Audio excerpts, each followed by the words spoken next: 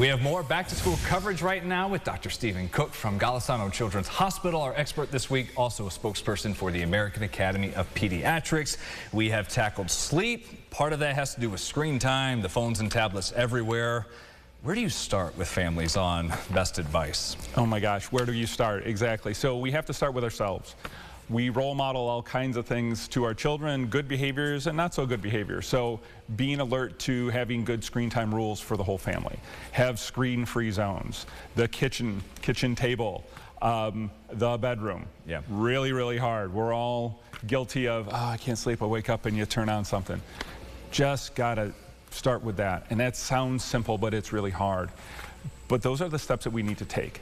What's really important with screen time with kids is understanding as parents that there are limits on there. And in a society where we're getting used to shortcuts more and more, we gotta take these steps.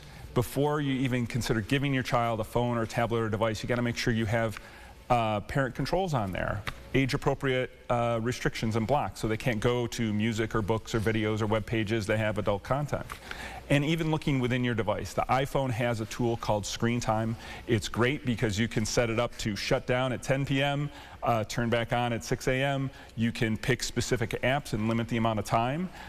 When you set that, parent, don't give the kid the code because it's really important that you have the control of it. And actually look at it for yourself. Look at what you do, because it'll show you what your daily use was, your weekly use, and what the breakdowns are. And so having just a healthy respect for that. Get that every Sunday morning when it tells me how long I've been on my phone or my iPad. Right. How do you juggle using screen time with this tablet and say, you know, I've got a middle schooler, elementary schooler who's learning language, math, science on an app versus they're on YouTube or something else? So you bring up a really good point. So learning things like math or science with videos, you know, there's a lot of positive things. You get great access to information. You can see historical places and places around the world that would be really hard to visit in person.